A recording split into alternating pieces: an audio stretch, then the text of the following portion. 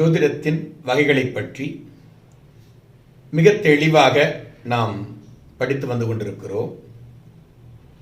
இதில் அடுத்தபடியா வரக்கூடிய ஜோதிடத்தின் வகை என்ன அப்படின்னு பார்த்தீங்கன்னா, இறைவனிடம் உத்தரவு கேட்டல். இதுவும் ஒரு ஜோதிட நுட்பம் தான். அப்போ இறைவனிடம் உத்தரவு கேட்பது என்பது கூட ஜோதிட நுட்பங்களில் ஒன்றாகத்தான் நமக்கு அமைந்திருக்கிறது என்பதை முதலில் நாம் புரிந்து கொள்ள வேண்டும்.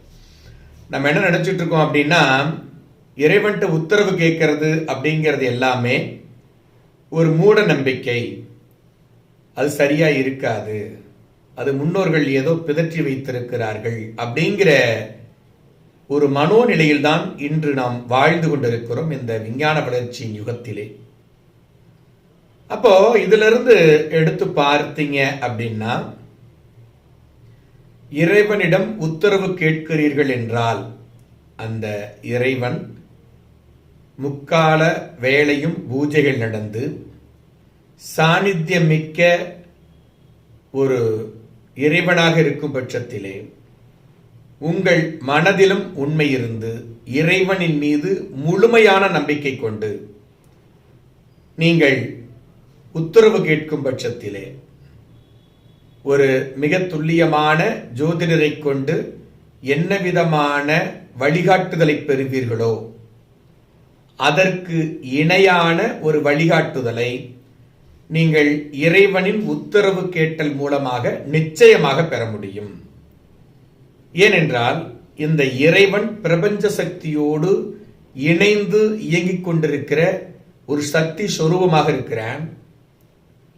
எப்பொழுதுமே இந்த பிரபஞ்ச சக்தியானது நிச்சயமாக உங்களுக்கு சரியான வழிகாட்டுதலை வழங்கிக் கொண்டுதான் இருக்கும். அப்படியாப்பட்ட சூழல்ல நாம் அனைவருமே ஒரு முடிவெடுக்கும் பொழுது ஒரு தடுமாற்றம் வரும் பட்சத்திலே, ஒரு குழப்பம் வரும் பட்சத்திலே நிச்சயமாக எந்த இறைவன் மீது முழு நம்பிக்கை பெற்றிருக்கிறீர்களோ அந்த இறைவனுடைய சன்னதிக்கு சென்று அங்கு நீங்கள் தனியாகவும் செய்யலாம், அல்லது அங்கு இருக்கக்கூடிய குருக்களையோ பூசாரிகளையோ துணையாக கொண்டு உங்களுடைய கேள்விக்கான பதில் என்ன குறியாக இருக்கிறது என்பதை நீங்கள் தெரிவு செய்யலாம். இது முழுக்க முழுக்க விஞ்ஞானபூர்வமான ஜோதிட ரீதியான ஒரு முறையாக அமைந்திருக்கிறது என்பதை முதலில் நீங்கள் நன்கு உணர வேண்டும். இதுதான் முக்கியமான விஷயம். இந்த இடத்துல நம்பிக்கை இல்லாமல் எந்த ஒரு காரியத்தை செய்தாலும் அந்த காரியத்தில் முழுமையான வெற்றியை நீங்கள் அடைவது என்பது ஒரு கேள்விக்குறியாகிவிடும். அப்ப முழு நம்பிக்கையோடு அந்த இறைவன் மீது இருக்கிற முழு நம்பிக்கையை கொண்டு நீங்கள் எடுக்கிற முடிவுகள், இறைவனால் வழிகாட்டப்படக்கூடிய அந்த நிலையில் நீங்கள் எடுக்கிற முடிவுகள் உங்களுக்கு மிகவும் அற்புதமான நல்ல மாற்றங்களை பெறக்கூடிய ஒரு வாழ்வியலை உங்களுக்கு ஏற்படுத்தி கொடுக்கும் என்பதை நீங்கள் கட்டாயம் புரிந்து கொள்ள வேண்டும். சரி, அப்ப எப்படி நம்ம குறி கேட்கறது, அதற்கான முறைகள் என்ன அப்படிங்கிறத முதல்ல பார்ப்போம். நீங்க ஒரு காரியமாக அதுல முடிவெடுக்கக்கூடிய தடுமாற்றம் இருக்கிறது, மனிதர்களை நம்புவதற்கான நம்பிக்கையும் குறைவாக இருக்கிறது அப்படிங்கிற பட்சத்திலே உங்களுக்கு குலதெய்வம் மிக அருகில் இருந்தால் அல்லது உங்களுக்கு குலதெய்வத்தின் மீது அதீத நம்பிக்கை இருந்தால் முதலாக நீங்கள் தேர்ந்தெடுப்பது உங்கள் குலதெய்வமாகத்தான் இருக்க வேண்டும். அப்படி இல்லை என்றால் உங்களுடைய இஷ்ட தெய்வத்தை அல்லது மிக பிரசித்தி பெற்ற சாநித்தியம் பெற்ற அதீத சக்தி வாய்ந்த கோவில்களுக்கு சென்று உங்களுக்கான கேள்வியை மனதில் நன்றாக பதிந்து வைத்துக் கொண்டு, எனக்கு இந்த காரியம் நடக்கணும், இது நடக்குமா, நடக்கணும்னா எனக்கு வெள்ளைப்பூ வரணும், நடக்காதுன்னா எனக்கு சிவப்பு பூ வரணும், அல்லது எனக்கு குங்குமம் வரணும், அல்லது திருநீர் வர வேண்டும் அப்படின்னு நீங்களே மனதுக்குள்ள நினைச்சுக்கிறீங்க. இல்லை அதுவும் உங்களுக்கு ஒரு தெளிவான ஒரு விடையை கொடுக்க முடியாது அப்படின்னு நினைச்சீங்கன்னா ஒரு 5-6 பேப்பர்ல எழுதி இறைவனுடைய சன்னதியில அதை நீங்க நன்றாக குலுக்கி 6 வயதிற்கு உட்பட்ட குழந்தைகளை கொண்டு ஒரே ஒரு முறை அந்த பேப்பரை எடுத்து நீங்க பிரிச்சு பார்த்தீங்க அப்படின்னா உங்களுக்கான வழிகாட்டுதல் அந்த நிச்சயமா அதில் இருக்கும், அப்படிங்கிறதுல மாற்றம் இல்லை. ஆனால் நாம என்ன இன்னைக்கு பண்றோம் அப்படின்னா, முதல் டைம் போய் குறி கேட்குறீங்க, அது உங்களுக்கு எதிரான ஒரு குறியை சொல்கிறது. ஒரு வீடு கட்டலாமான்னு கேட்குறீங்க, கட்ட வேண்டாம்னு சொல்லுது. உடனே என்ன பண்ணுவோம், இன்னொரு தடவை போட்டு பாருங்க அப்படிம்போம். உடனே இன்னொரு தடவை உங்களுக்கு பாசிட்டிவா வந்துருச்சு அப்படின்னா, எனக்கு சாமி உத்தரவு கொடுத்துருச்சு, ஒரு வேண்டுதல் வச்சுக்கோங்க அப்படின்னு நம்ம வந்துடுவோம்.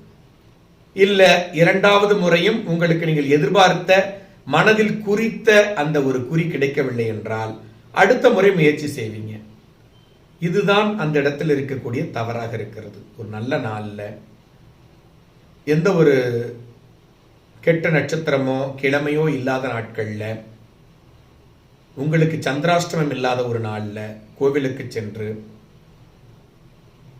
பூசாரியோட துணை கொண்டோ அல்லது அங்க இருக்கக்கூடிய குருக்களுடைய துணை கொண்டோ அல்லது தனியா அந்த சன்னதியில் அமர்ந்து நீங்களாவே நிறைய பேப்பர்ல எழுதி போட்டு அங்க வரக்கூடிய சின்ன குழந்தைகளை விட்டு அந்த குறியை நீங்கள் எடுத்தீர்கள் சரி, அது எந்த மாற்றமும் இல்லை.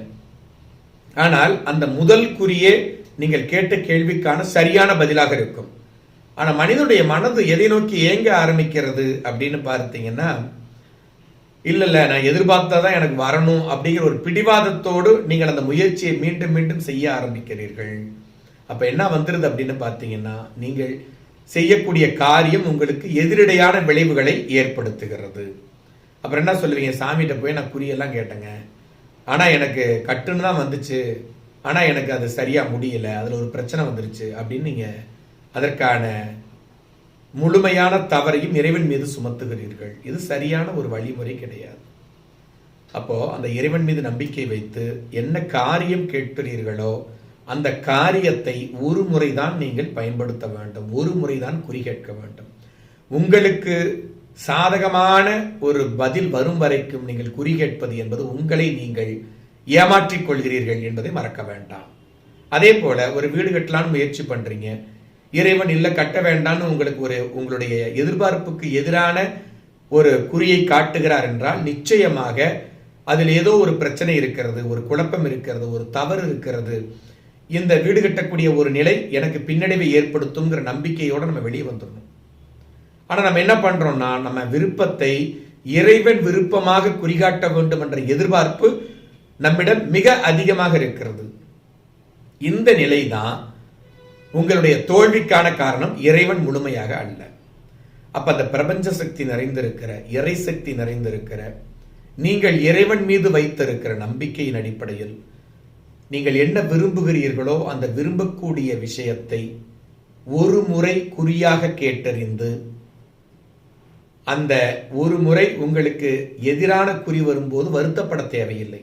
என்ன காரணம்னு கேட்டீங்கன்னா, இந்த குறி கேட்காம இருந்திருந்தா ஒரு காரியத்தை செஞ்சிருப்பீங்க, அந்த காரியத்தின் மூலம் தேவையில்லாத பின்னடைவுகள், பிரச்சனைகள், குழப்பங்கள் அத்தனையும் ஏற்பட்டு வாழ்க்கையில் கஷ்டப்பட்டிருப்பீங்க. அப்போ ஒரு தடை வருகிறது என்றால் அந்த தடையை நாம் பிரச்சனையாக, நமக்கு துன்பமாக எடுத்துக்கொள்ளக்கூடாது. அது ஒரு எச்சரிக்கை மணி.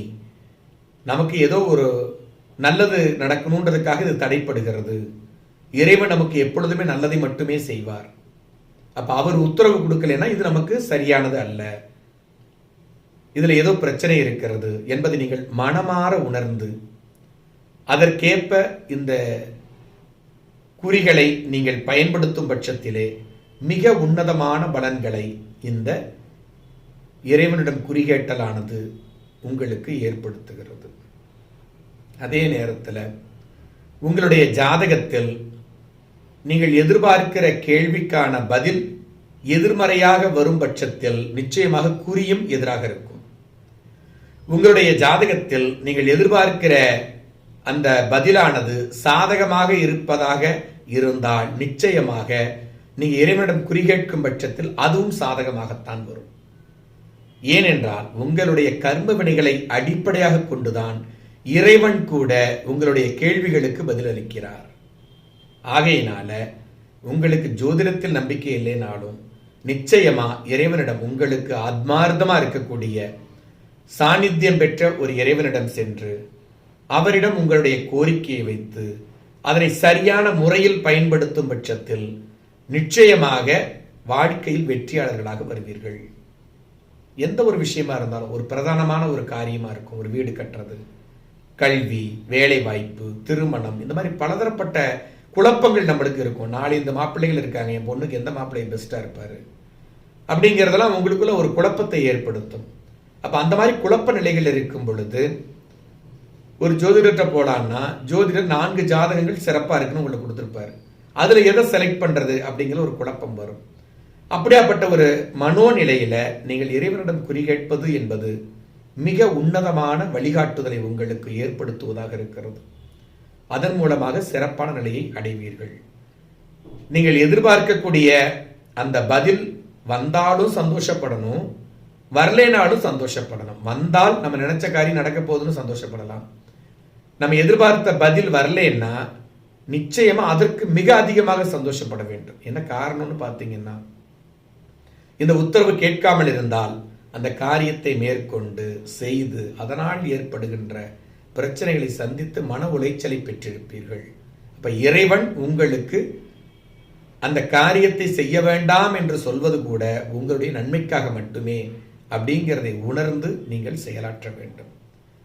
அதுதான் இந்த இறைவனிடம் உத்தரவு கேட்டல் அப்படிங்கிறது. இதை முறையா சரியா ஒரு நல்ல நாள்ல, உங்களுக்கு சந்திராஷ்டமம் இல்லாத நாள்ல, அந்த இறைவனுக்கு உகந்த நாள்ல நீங்க இந்த மாதிரி குறிகள் கேட்கும் பொழுது மிக உன்னதமான செயல்பாடுகளையும் நல்ல மாற்றங்களையும் வாழ்க்கையில் பெறுகிறீர்கள். இதுவும் விஞ்ஞானபூர்வமானது, பிரபஞ்ச சக்தியை அடிப்படையாக கொண்டு இயங்கக்கூடியது.